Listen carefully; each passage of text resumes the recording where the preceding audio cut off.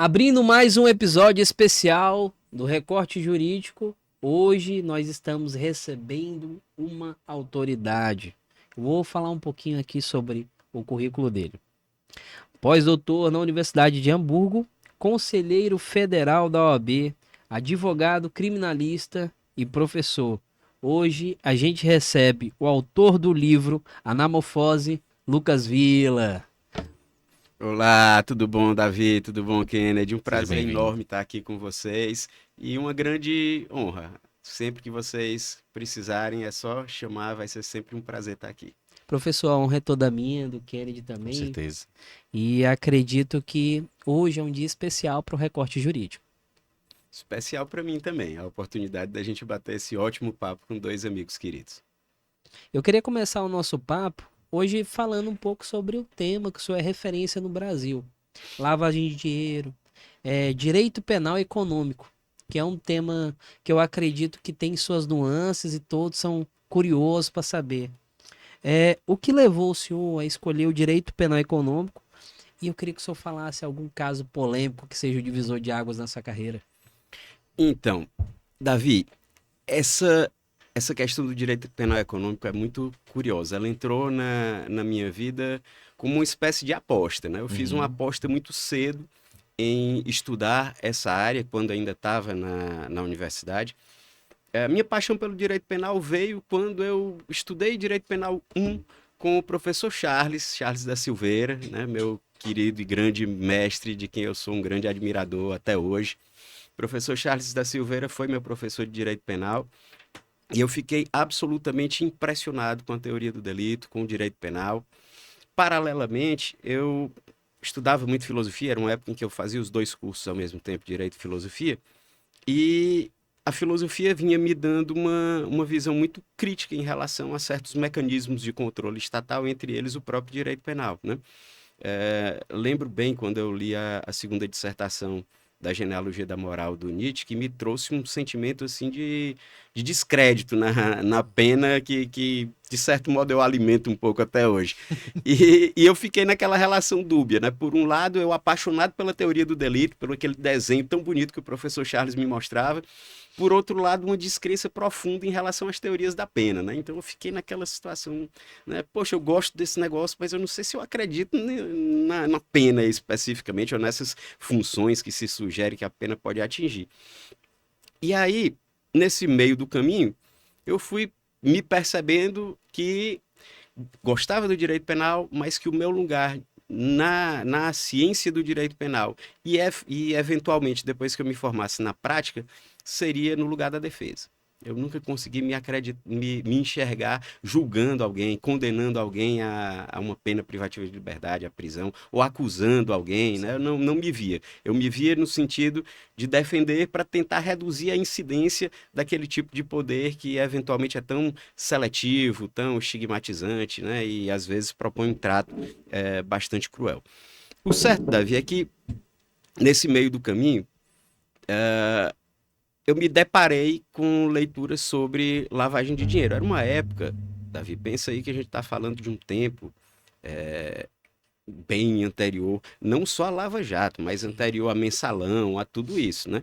Então não se falava muito de lavagem de dinheiro. A própria lei de lavagem de dinheiro é de 98, né? Eu entrei na universidade em 2000, né? Então era bem recente a Bem coisa. próximo.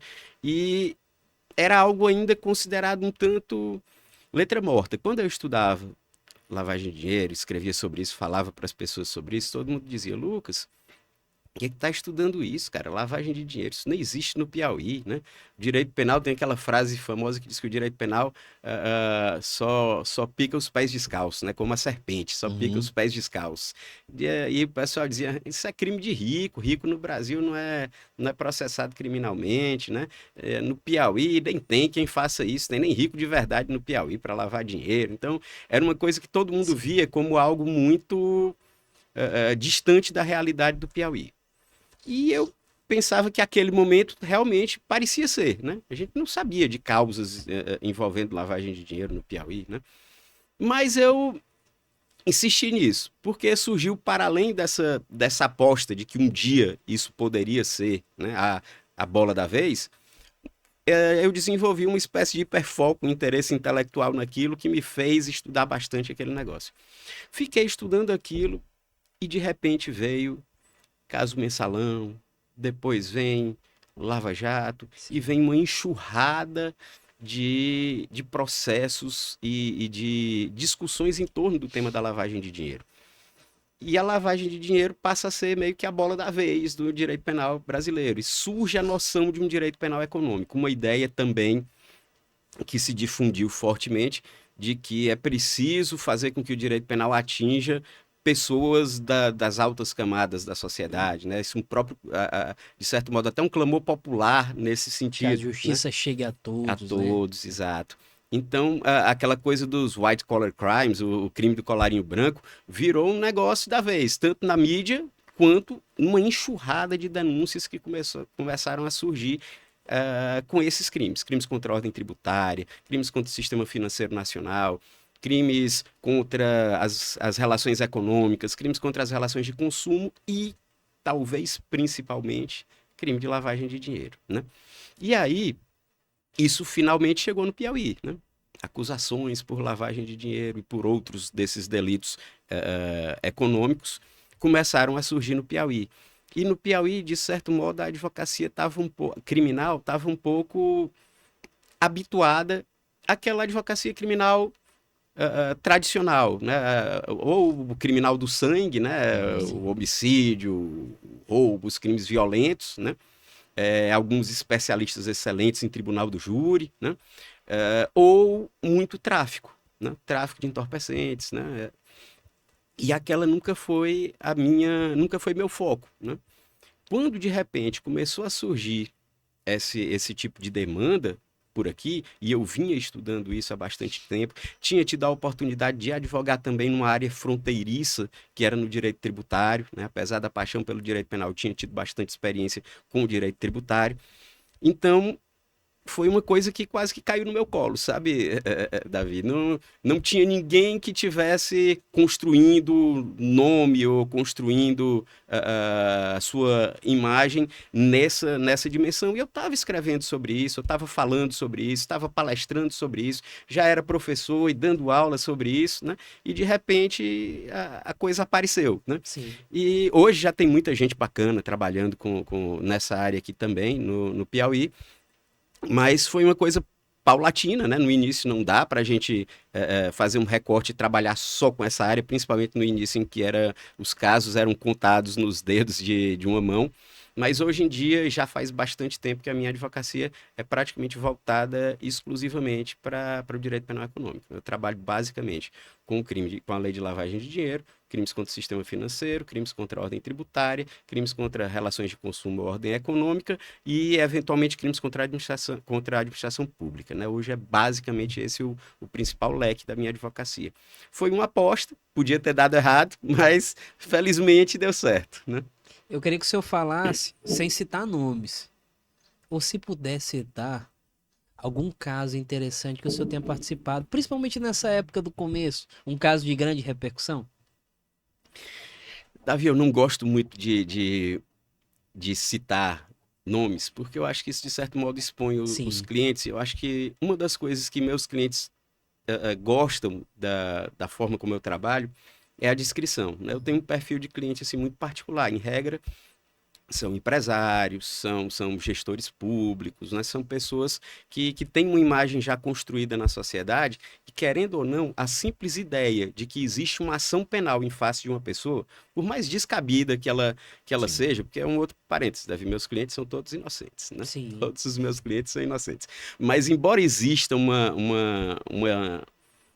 uma aura de estigmatização, né? Isso faz com que as pessoas assim, não queiram muito suas imagens associadas a isso. E eu acho mais do que natural, porque realmente a exposição que existe hoje, principalmente com essa espetacularização dos processos penais, é uma coisa que atrapalha a vida das pessoas e atrapalha o próprio trabalho dos agentes envolvidos.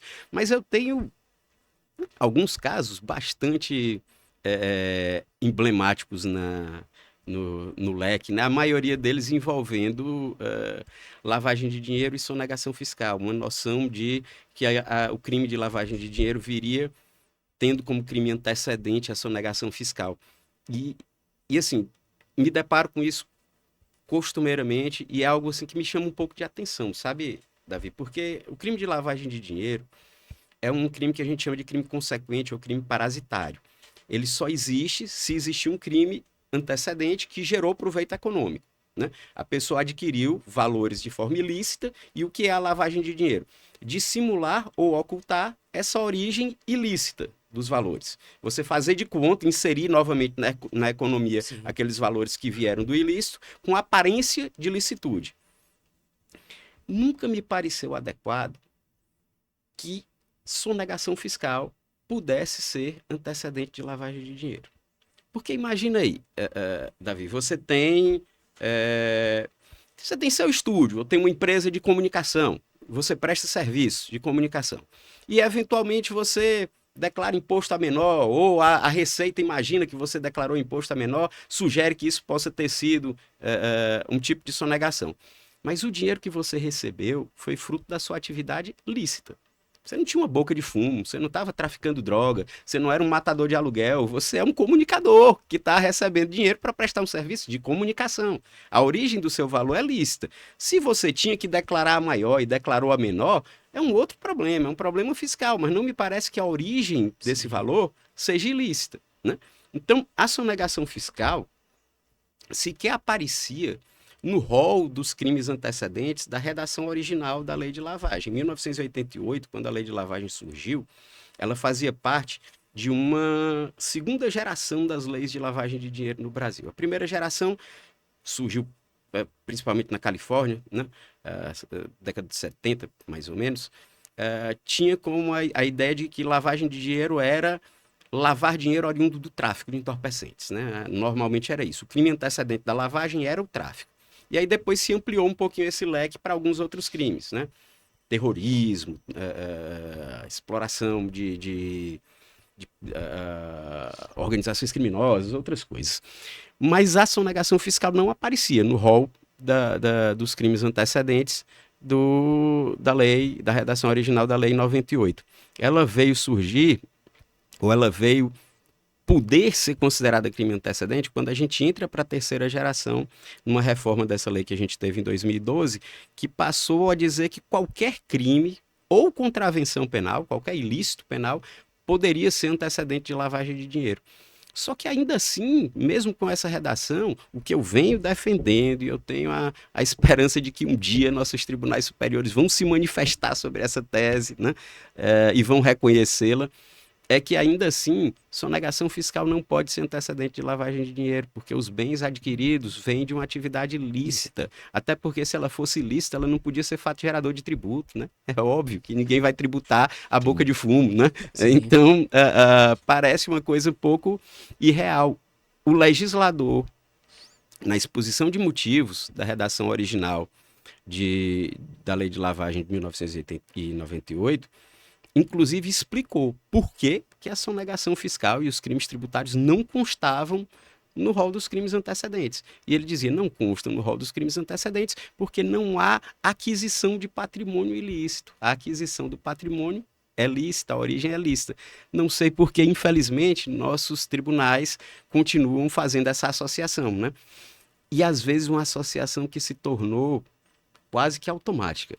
Kennedy, virou quase que um McLanche feliz, né? A denúncia é o combo, vem sempre junto, vem o sanduíche, a coca e a batata frita, vem a sonegação fiscal, vem uma organização criminosa junto, se tiverem mais de 4 ou mais pessoas envolvidas, vem uma organização criminosa, se não for isso, geralmente vem pelo menos uma associação criminosa e vem a lavagem de dinheiro, né? Quase como se fosse um combo.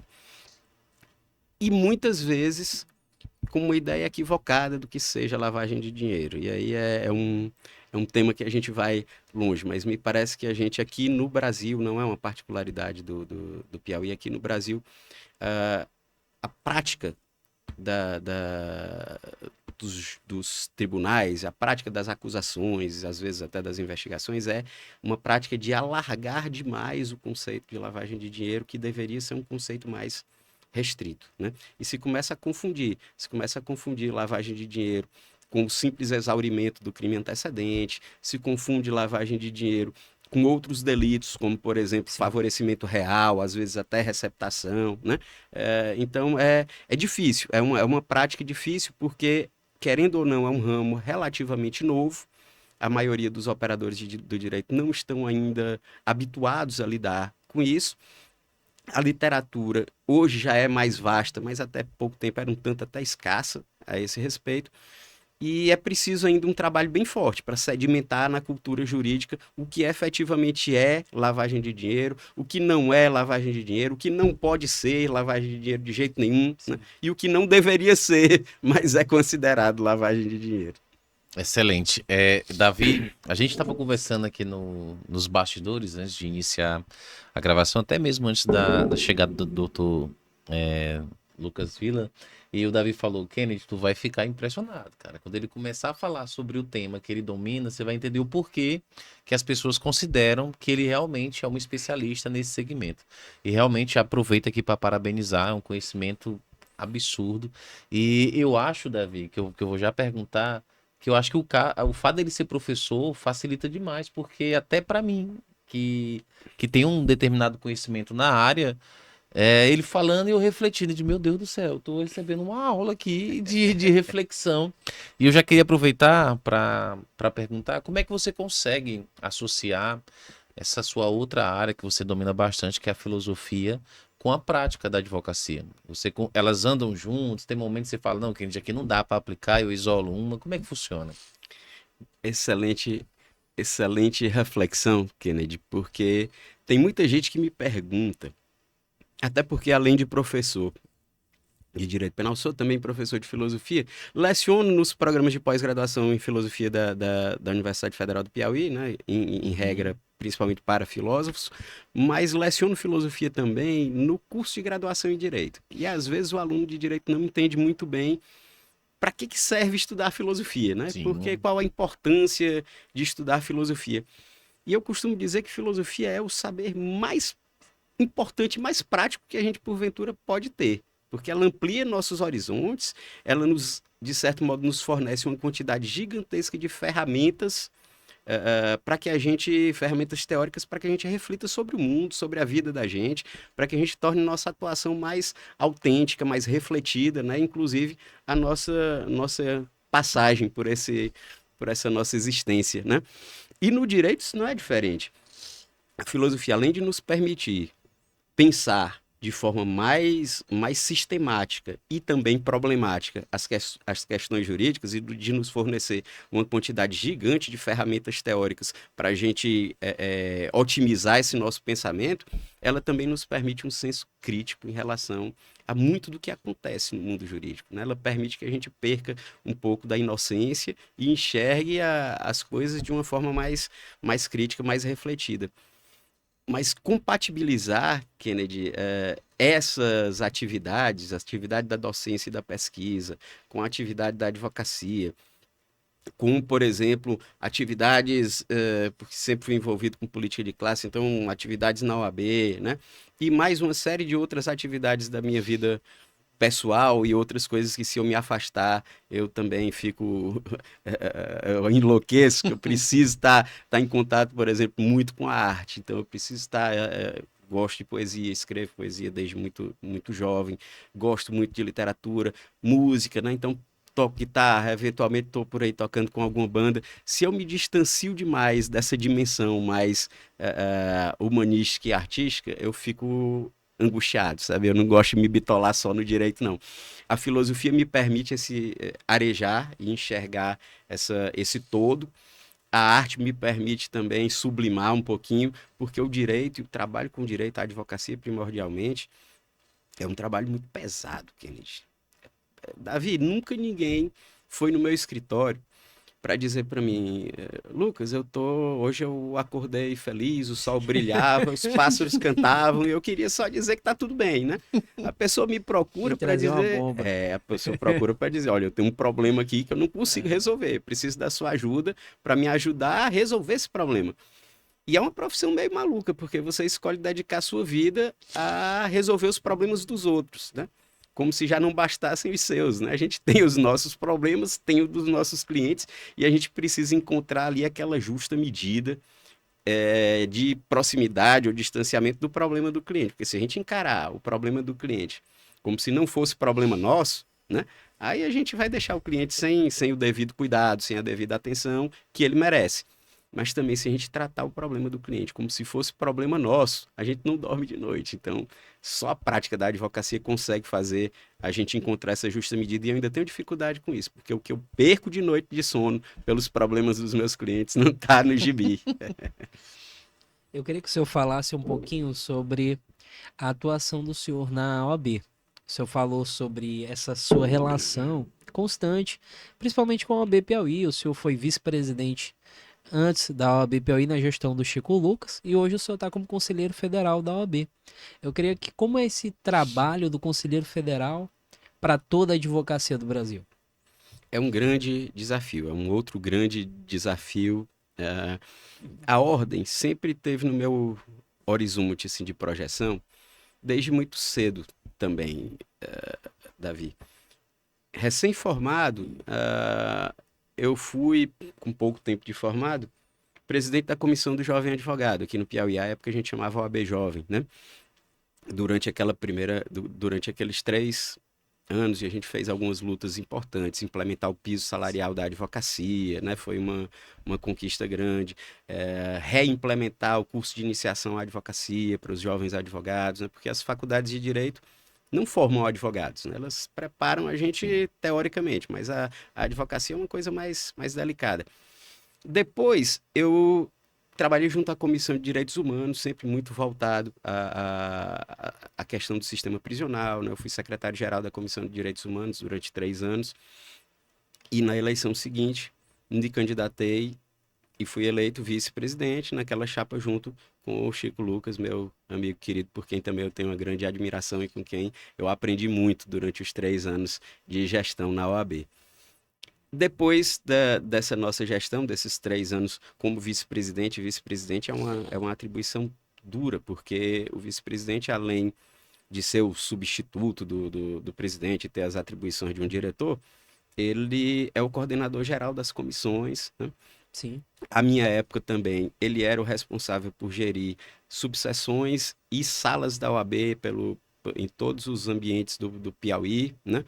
E também preside a primeira Câmara, que é a Câmara de Registros de Sociedades de Advogados, né? Então, tudo passa, de certo modo, pela função do vice-presidente. Então, foi um trabalho bem longo, duro, mas muito, muito enriquecedor. Depois desses 3 anos de gestão, me candidatei a presidente, né? Quase fui eleito, né? Sofri um golpe na véspera, vocês devem lembrar, né? 2 chapas na véspera da eleição. Eu fiz revista na época sobre isso aí, tem artigo meu escrito, contando a história. Quem quiser acessar os arquivos muito jovem de 2017, não sabe, quem quiser acessar o arquivo, eu convido a ler a revista Advogados, edição 2017 para 18, que fala sobre isso. A junção que trouxe a vitória, falando sobre um pouquinho sobre esse golpe aí. Literalmente na véspera, né, Davi? 2 chapas se juntaram literalmente na véspera. Eu fui dormir eleito, porque eu sempre estive com uma folga relativamente grande em todas as pesquisas durante a campanha inteira. Na véspera, 2 chapas se uniram e resultou naquela vitória. Inclusive, só abriu precedente na época para... Acredito que hoje tem no estatuto que não pode mais acontecer isso. Depois disso, o Conselho Federal expressamente proibiu. Por conta disso que aconteceu, que a pessoa colocar a chapa e na véspera juntar. Na verdade, eles fizeram uma junção, não foi uma desistência. Hoje você pode desistir, mas você não pode mais fazer uma junção. E participar da outra chapa. Né? Naquela época foi feita uma fusão. Tinha candidato que você ia para a urna, você podia votar nele em 2 chapas, né? Numa chapa ele era candidato a conselheiro federal, na outra presidente, por exemplo. Eram umas coisas um pouco curiosas. Mas, passado isso e superado essa tempestade, passei 2 gestões fora do sistema OAB e retorno agora no Conselho Federal, uma missão que, aliás, é muito desafiadora. Venho na gestão do grande presidente Raimundo Júnior, um advogado por quem eu tenho uma profunda admiração e que está já fazendo uma gestão incrível. Me lembra, a forma dele de gerir a OAB, Davi, me lembra muito o estilo do Chico. Chico Lucas. Eles dois são muito realizadores, sabe? Abertos, realizadores, Sim. querem todo mundo junto, querem todo mundo participando e querem sentir e ver as coisas acontecendo. Eu Né? tenho É escutado um isso. estilo meio trator, sabe? Querem ver as coisas prosperando para a advocacia, eles vão fazendo o que é preciso fazer para que as coisas aconteçam. Nada de passividade, né? Eles são duas figuras muito ativas, com quem eu aprendo muito.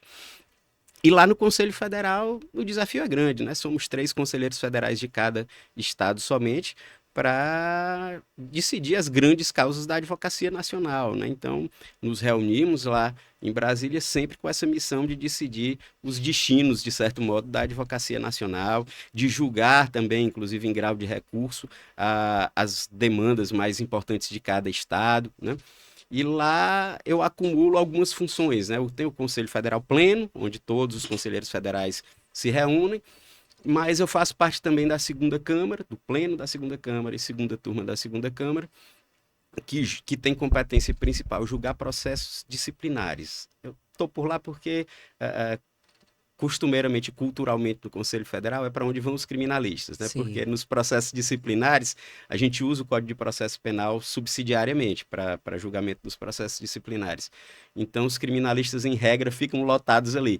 Mas é uma função tormentosa, julgar os colegas quando são, né, acusados de infrações éticas e quando chegam para a gente, já chegam em grau de recurso, né? Depois das decisões, tanto dos tribunais de ética dos estados, quanto dos conselhos seccionais que revisaram. Né? A gente atua como uma espécie de tribunal superior.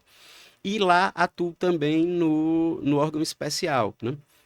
O órgão especial é como se fosse uma instância especial que julga ou que faz a última análise de decisões, inclusive, né, recursos contra decisões do próprio Conselho Federal, decisões monocráticas dos diretores ou do próprio presidente, e que responde consultas em abstrato das seccionais ou de outras pessoas interessadas. Então, sempre que é preciso definir qual é o pensamento da OAB sobre algum tema e que o Conselho Federal é instado, consultado a se manifestar dizendo qual é a posição da Advocacia Nacional a respeito desse tema, é para a gente lá no órgão especial que isso vem, para a gente relatar e debater. Né? Professor, só uma dúvida. Para deixar bem clara essa parte do órgão especial. Por exemplo, tem um processo que é de grande repercussão no Brasil. A OAB está sempre envolvida nesses processos, principalmente processos que são entendimentos do STF. Então, vocês ali é como se fosse um conselho que decide. A OAB se manifesta nesse ponto. Assim? Para os casos concretos, Davi, por exemplo, decidir se a OAB vai se habilitar como amicus curiae em um determinado processo, ou Sim. decidir se a OAB vai ajuizar uma ação por descumprimento de preceito fundamental, por exemplo, né, uma ação civil pública, né? Até uma ação de impeachment, que a OAB tem legitimidade para isso, né? Essas decisões são do Conselho Pleno. Todos os conselheiros federais votam. No órgão especial, a gente recebe e resolve consultas em abstrato. Por exemplo, se surge uma dúvida, vamos supor, um auditor dos tribunais de contas da União pode advogar? Né? Essa consulta chega para a gente no órgão especial, a gente vai ter que debater. Né? Então, tem uma série de questões. Por exemplo, é possível autorizar acordos de não persecução penal em processos disciplinares, usando subsidiariamente o Código de Processo Penal? O órgão especial que vai se manifestar a esse respeito. Né? Então, são, em regra, consultas em abstrato. Toda vez que uma seccional, por exemplo, tem dúvida se ela pode ou não pode fazer alguma coisa. Por exemplo, é possível união de chapas antes da eleição? O órgão especial que vai se manifestar sobre uma consulta desse tipo. Imagina ele julgando. Eu queria que o senhor falasse um pouquinho, só para eu não deixar correr do nossa conversa, tá muito interessante. Claro. A importância da questão das custas que foi aprovada agora pelo Conselho Federal. O senhor falando, qual é a importância econômica para os advogados como um todo a questão das custas? Isso é um impacto muito grande, né? É um impacto muito grande, porque você onerar o advogado no momento dele em busca dos seus próprios honorários, né? Isso é é terrível. E o reconhecimento também dessas verbas como verbas alimentares, né, faz com que o crédito dos honorários advocatícios passe à frente Mais de outros créditos para que o advogado possa receber mais rápido e sem precisar se desonerar, né? Então isso é sem dúvida uma das grandes conquistas já desses primeiros meses da segunda gestão do nosso presidente Beto Simonetti, assim como a luta que ele vem tendo junto a todos os presidentes de seccional e conselheiros federais, a respeito da questão das sustentações orais também, né? Contra essa noção de sustentação oral por vídeo gravado. Vídeo gravado não é sustentação oral, né, Davi? Sustentação oral só funciona se a gente tiver ao vivo, né? Ainda que seja por vídeo, pode até ser, mas que seja sessão síncrona, né? Em que seja possível o debate, em que os julgadores estejam vendo aquilo ali acontecer em tempo real, né? Então essa é uma das outras batalhas e os avanços já vêm acontecendo nesses primeiros meses dessa segunda gestão do nosso presidente Eu Beto queria Simonetti. fazer até uma analogia. Como é que num tempo de IA, onde a pessoa pode fazer um vídeo perfeito, e até um vídeo que eles podem rebater e podem usar, você não tem um poder de argumentação. É Sim. algo que fere o direito de advogado. A gente tem Sim. que realmente significar o que está acontecendo agora. Ferir o direito de advogar. Sim. Então você não tem o direito de rebater em tempo, como o senhor falou, de forma sincrônica, né? Sincronizada. Sim. Vai ferir muito a questão da exercer a advocacia de forma plena. E se Sem falar, Davi, que hoje, na velocidade que a sociedade anda, se você tem um vídeo gravado, corre um grande risco da pessoa colocar na velocidade, por exemplo, 1.5, 2.0 e nem Se tratar. colocar, Kennedy. E se colocar, né? Vou contar aqui uma história para vocês. Não vou dizer onde foi, mas era em outro estado, não foi no Tribunal de Uhum. Justiça daqui. Mas eu tenho um amigo conhecido, que conheço do meio acadêmico, por conta de Aham. pesquisas, e ele trabalha em um tribunal, né, que não é aqui no Piauí. E eu perguntei para ele, vocês, assessores que minutam as decisões, vocês assistem esses vídeos das sustentações orais? Ele virou para mim e disse, Lucas, se eu te disser que o computador da gente lá no tribunal em que a gente trabalha não tem nem caixa de som, nem que a gente quisesse ouvir esses botar vídeos, no a gente nem fone. conseguiria. Nem que Botar a no gente fone. quisesse ouvir o vídeo, a gente conseguiria. Então não dá pra gente assistir, né? Então, assim, a gente não tem. Quando você É pra faz a sorrir, né, sustentação, cara? É pra quando sorrir. você faz a sustentação Sorrir. em tempo síncrono, você tem certeza que as pessoas Sim. estão lhe vendo e lhe ouvindo. Pode até estar distraído, estar mexendo no celular, como às vezes acontece, né? Conversando com um, conversando com o outro, mas pelo menos você sabe, você tá ali Tá de vez em olhando, quando. né? Reação Você do tem rosto. pode ter uma estratégia, às vezes você levanta o tom de voz, conta uma piada, sai com uma frase de efeito, para ver se chama a atenção das pessoas. Mas o vídeo gravado não dá, né? Com o vídeo gravado não tem controle nenhum.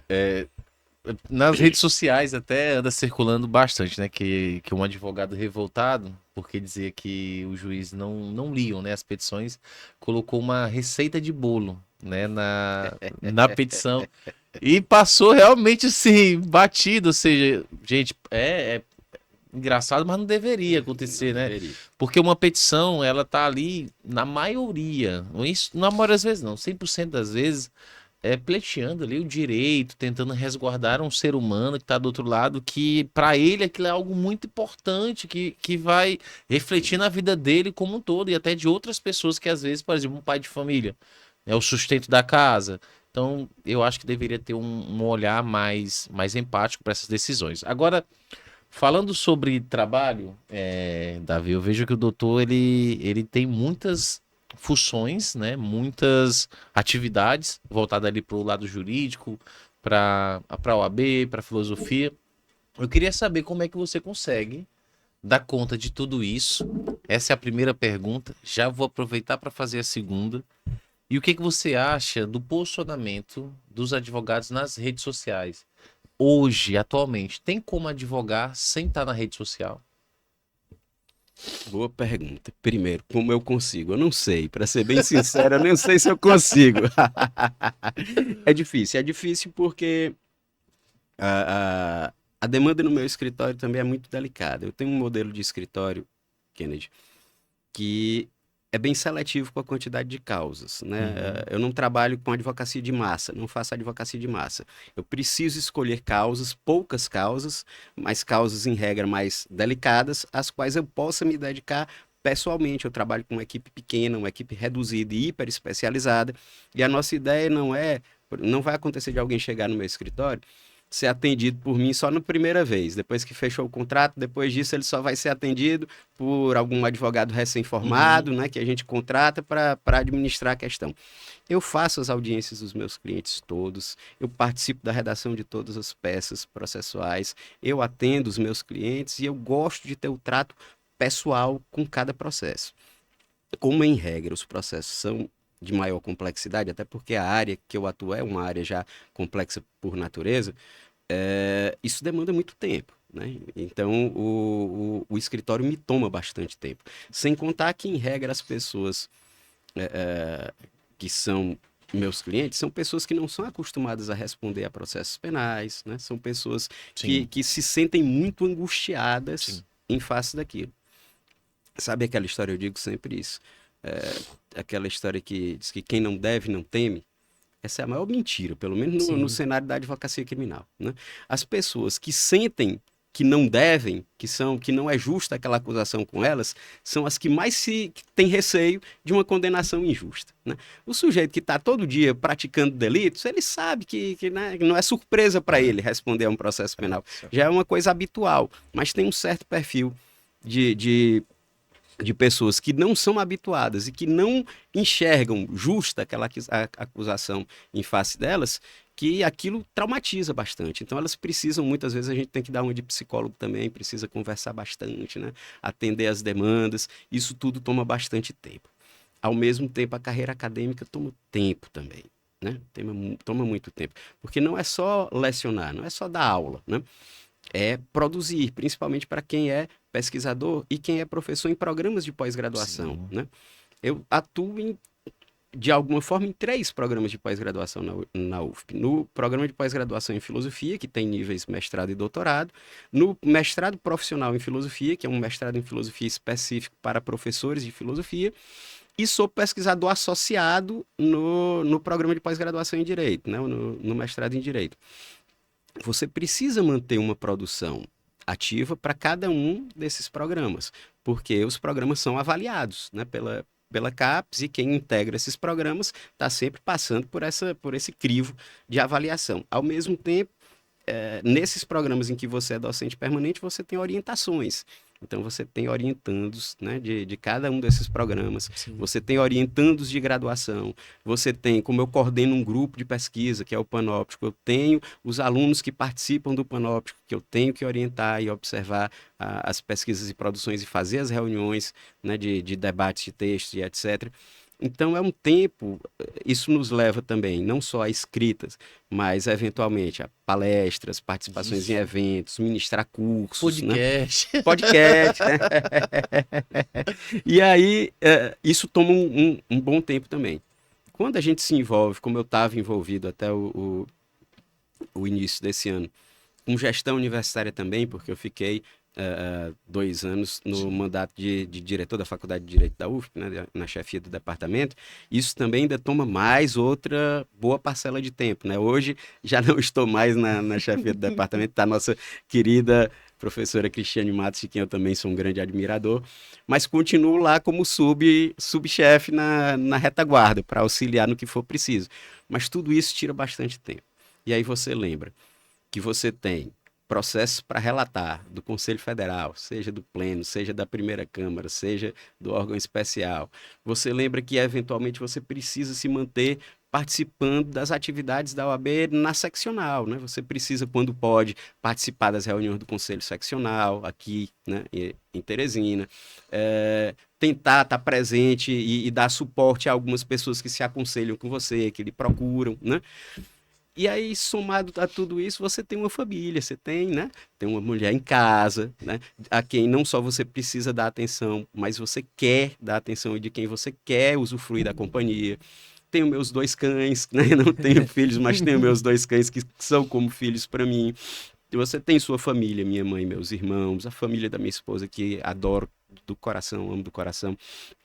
tem seus amigos, né? E eu tenho um ciclo de amizade muito grande. Eu tenho meus amigos do tempo de infância, do tempo de escola, com Tem quem eu a convivo banda, até né? hoje. Tem os amigos Tem do a metal, banda, né? Tem os amigos verdade. do rock and roll, tem os amigos da advocacia. Aí tem banda que você tem que, né?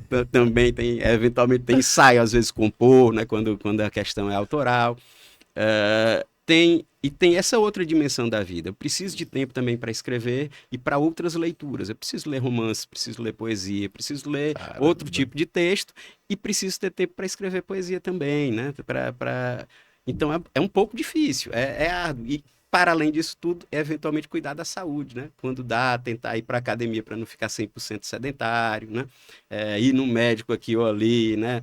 Dermatologista por causa da minha dermatite, né? Então você tem que estar ainda cuidando de tudo isso. E é difícil porque você chega à noite para dormir e a cabeça parece que não para, porque tem Sei bem que é muita isso. coisa girando ali na tua cabeça. Ah, a insônia é uma companheira minha Sei bem o que é de isso. muito tempo, né? É, Mas a gente tenta, dentro do possível. É assim, mas quando eu tento ficar parado, eu me angustio. Então eu prefiro estar me mexendo. Eu acho que isso faz parte do tipo de vida que eu gosto. O ruim Eu, é ficar parado. eu fiz essa pergunta porque é uma das coisas que até o meu amigo aqui, Lauro, né? Ele fala muito, cara, me diz o que, onde, o que é o projeto que tu não está, né?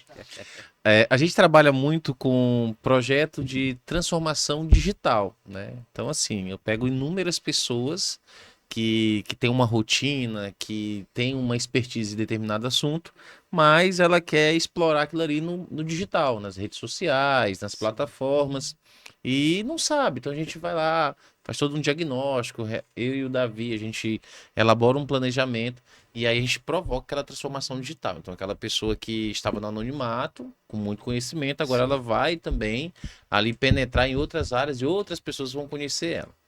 E isso é viciante. Então, para mim, isso é viciante. Às vezes eu vou dormir 3 horas da manhã vendo, por exemplo, Instagram do concorrente daquele meu cliente, ver o que, que ele está fazendo. Aí termino entrando no canal do YouTube que ele está gravando conteúdo para me ver o que, que ele está falando, para o meu cliente também já ter uma noção.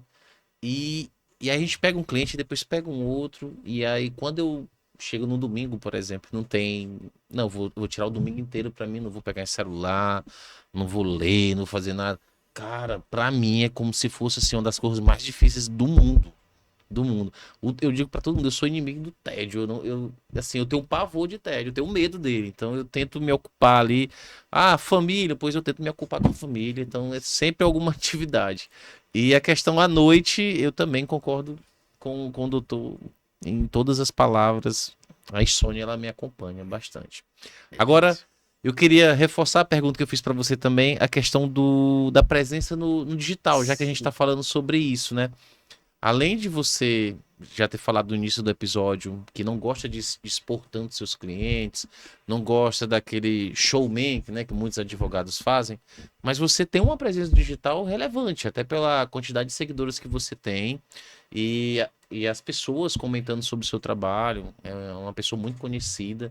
Como é que você enxerga a questão digital? Você acha que o advogado ele tem a obrigação realmente de estar digital ou tem outras formas? Explica pra gente um pouquinho. Eu acho que hoje isso é incontornável, Kennedy. De fato, isso é incontornável. Eu tenho minhas dificuldades particulares, né? Eu sou uma pessoa que eu posto muito pouco. Eu tenho uma quantidade, assim, que eu acho até um pouco surpreendente de seguidores para a quantidade tão pequena de De posts que eu ações, né? tenho. Assim, eu não tenho uma administração do meu Instagram, uma coisa profissional. Foi uma coisa que eu prometi até fazer esse ano, porque preciso. Mas eu posto eu mesmo, posto minhas coisas quando dá na telha. Então, posto um dia sim, 10 dias não, né? Muito pouco. Mas eu acho que é importante. Eu acho que é importante até porque eu tiro por mim, Kennedy. Quando eu quero saber uma referência sobre alguém, por exemplo, eu chego para um amigo e pergunto, amigo, me indica aí, sei lá, um cardiologista. Aí o cara diz, fulano de tal. Aí eu vou procurar o Instagram do cara, eu quero saber se o cara tem Instagram, vou dar uma quem olhada, é que né? ele já atendeu, né? Isso. E assim a gente faz, né? Você quer contratar um arquiteto, você vai no Instagram do arquiteto e vê os projetos Uhum. dele, etc. Então, é importante, é importante. Acho que alguns advogados que, de certo modo, já estabeleceram sua advocacia antes desse boom digital, acho que não sou velho não, viu? Mas acho que foi o meu caso. Eu estabeleci minha advocacia um pouco antes desse boom digital, numa época em que ainda era possível você se tornar conhecido no meio profissional sem recorrer a isso. Acho que hoje em dia não mais. Hoje em dia não é mais possível. Agora, tudo tem que ser feito com muito cuidado, né? Uma coisa que eu tenho ojeriza também, eu tenho horror no mundo das redes sociais, é essa coisa de uma espetacularização exagerada e artificial do que Sim, faz, né? concordo com você. Eu até entendo que você precisa vender seu peixe e eu até entendo que você também precisa entrar no personagem, né? A pessoa começou a advogar, né? E ela botou na cabeça, eu vou ser um advogado criminalista. Mesmo que ela não tenha uma causa criminal, ela precisa olhar no espelho e ver no espelho refletido um advogado criminalista. Ela precisa se convencer de que é um advogado criminalista. E óbvio, ela vai ter que postar assim e se posicionar assim, para que as pessoas acreditem que ela é um advogado criminalista e assim a coisa vai sendo construída. O que me assusta, Kennedy, é quando fica só nisso. É só a artificialidade e a aparência, sem conteúdo nenhum. Ou pior, quando há uma aparência de conteúdo que não é real. E aí eu vou falar aqui numa uma quantidade assustadora de pessoas que ganham dinheiro enganando besta em rede social, vendendo curso, ensinando as pessoas a fazer coisas que elas mesmas nunca fizeram, né? O cara que vive de curso, de ensinar o sujeito a ser advogado de sucesso, pode ter certeza que esse cara não vive da advocacia. Se ele tivesse ganhando dinheiro na advocacia, ele não estava ganhando dinheiro ensinando os outros a advogar, né? É uma coisa um pouco Perfeito. curiosa. Então, eu acho que é preciso também a gente ter esse discernimento, tanto com relação aos conteúdos que a gente consome, e veja, não digo que não há bons conteúdos, há excelentes conteúdos, há produções de conteúdo de qualidade no meio jurídico, devem ser consumidos sim, é bom adquirir cursos, é bom se treinar, se capacitar, sem dúvida. Só é bom separar, né, quem realmente tem conteúdo para trazer, porque essa palavra eu acho até muito mal empregada, né? Quando a pessoa fala em produzir qualquer coisa para rede social, vamos produzir conteúdo. E a maioria das coisas que a gente chama de conteúdo são absolutamente vazias de conteúdo, né? O que me incomoda é só esse vácuo, esse abismo entre o que realmente é conteúdo e o que é o conteúdo vazio de conteúdo. Mas que a gente precisa ter presença digital, precisa, é até uma promessa para quem está me assistindo aqui. Prometo que esse ano eu vou mudar isso, vou ter um pouquinho mais de presença digital. Tenho alguns projetos, estava conversando com o Davi sobre isso, de talvez um canal no YouTube, talvez até algumas plataformas para cursos com conteúdo, né? E que a gente possa diversificar também, falar de outras coisas, porque às vezes o direito me cansa, eu fico cansado disso. Então, às vezes eu quero falar de filosofia, às vezes eu quero falar de poesia, às vezes eu quero falar de música, eu quero falar de outras coisas, de cinema, né? Então dá para a gente travar um diálogo no mundo virtual com as pessoas sobre outros temas que também sejam agradáveis e enriqueçam nossas vidas. Inclusive, doutor, a gente, quem nos assiste no Recorte Jurídico, acompanha a gente desde o início. A gente sempre busca inovação, né? Mas não inovar apenas por inovar, mas para trazer para as pessoas que estão nos assistindo algo legal, algo que provoque reflexão. E eu vou pedir até licença aqui do Davi, mas eu acredito que ele vai concordar comigo de forma plena. A gente queria fazer o convite para o doutor. A gente vai ter um quadro onde a gente realiza algumas pílulas, que são o quê? São reflexões filosóficas, reflexões da vida e também até reflexões, por exemplo, jurídicas, onde essas pílulas elas vão ser postadas de forma semanalmente e a gente está selecionando algumas pessoas que a gente considera que tem conteúdo para estar fazendo essas pílulas. Uma grande honra, será um prazer participar. Conta Excelente. comigo, uma honra para mim. Muito obrigado pelo convite. Para finalizar a nossa entrevista de hoje, eu acredito que é uma entrevista que tem que voltar, né? Porque a gente falou muito conteúdo, mas eu acredito... Já disse que eu sou soldado de vocês. Tantas vezes vocês chamem, eu obedeço. E eu confesso, Davi, que eu tô achando ruim, porque tem que terminar. É muito bom, Eu cara. também. É muito bom. Bate-papo muito bacana. Muito bom. Hoje eu vou fazer uma adaptação. Sempre ao final dos episódios, a gente fala, por exemplo, um livro, uma série, uma frase que lhe definem. Mas hoje eu queria que o senhor falasse sobre um livro que fala um pouquinho de você, que é o Anamorfose. E por último, uma frase que lhe define. Vamos lá. O Anamorfoses é um livro de poesia que eu publiquei agora recentemente, que é uma espécie de retorno meu às publicações em poesia. Eu comecei a escrever poesia, assim, o meu primeiro livro de poesia, que se chama Considerações de um Próton, foi escrito entre os 16 e 17 anos de idade. Era uma época em que eu tinha um tipo de escrita assim, bem formal, o livro é todo em versos decassílabos, formas fixas, a maioria dos versos são sonetos, né? Os poemas são sonetos.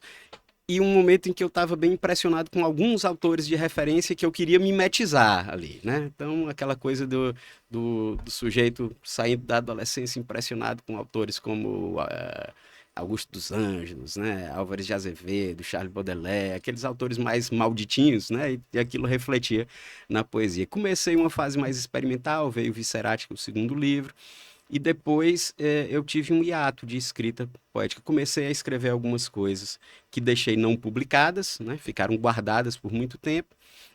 E recentemente eu voltei a escrever poesia. E resolvi resgatar esses poemas que estavam ainda inéditos, misturar com algumas coisas novas que eu vim escrevendo. E surgiu o Anamorfoses, que tem esse nome, esse título curioso, que no grego significa mais ou menos o resgate de uma forma perdida, né? Porque o a é uma negação, a morfoses seria a perda da forma, né? E a anamorfoses é como se fosse a negação da negação, resgatar um tipo de forma que foi perdida. Porque é um livro muito experimental, formalmente. É um livro que algumas pessoas consideram um pouco hermético em relação ao conteúdo, né? Um pouco fechado. Mas é um livro que pretende mais mexer com sensações do que transmitir facilmente mensagens, né? A ideia é muito mais brincar com os sentidos, visão, audição, olfato, tato, paladar, e transmitir um pouquinho de vertigem mesmo, aquela coisa, o que eu pretendo naquela obra é principalmente trazer um pouco da vertigem do sonho, o sujeito se sentir, enquanto ele lê a poesia, ele parece que está sonhando. No sonho, as coisas às vezes parecem que fazem sentido, de repente já não faz mais, e de repente vem uma outra coisa que só por meio de uma análise de conteúdos latentes ali, né, simbólicos, você consegue chegar ao que aquele sonho está querendo nos dizer.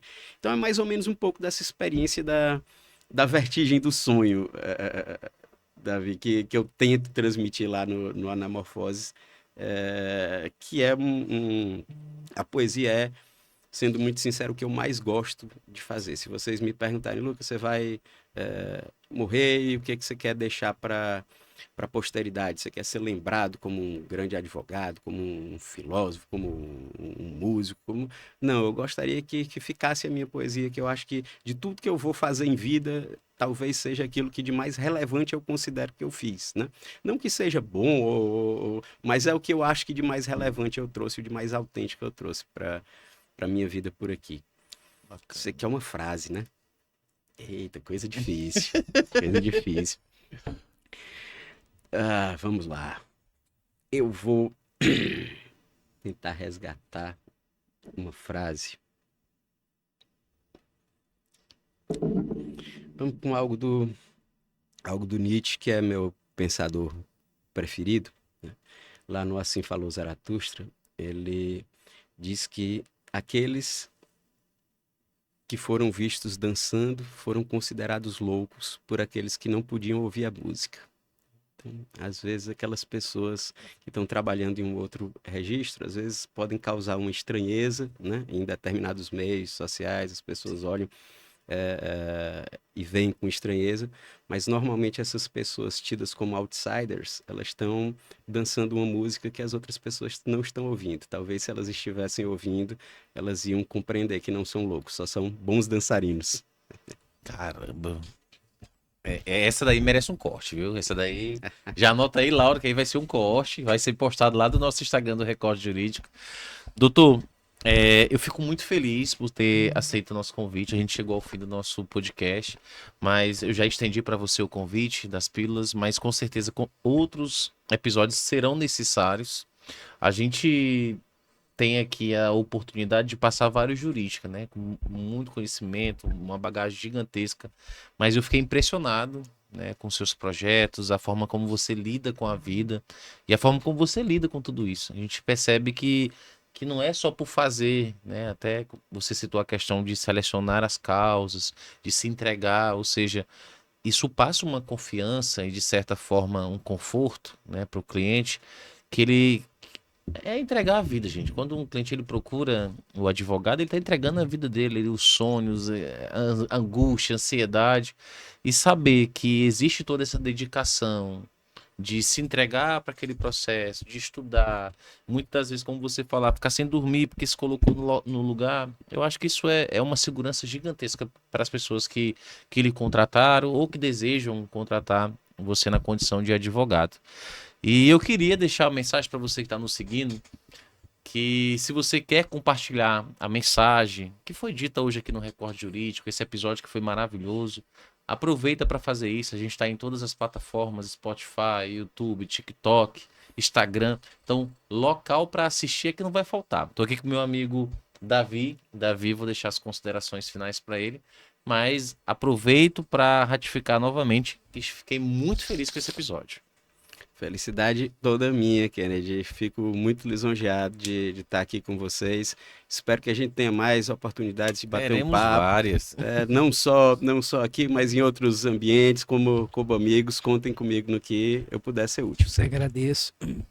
Falar para você que assistiu esse episódio, assim, frisar como Kennedy, você encontra esse episódio no @recortejurídico.com.br, nosso site, e também no @recorte jurídico, Instagram, TikTok de mesmo nome, desculpa pessoal, e YouTube, tá bom? Grande abraço e um ótimo episódio para vocês. Tchau, tchau.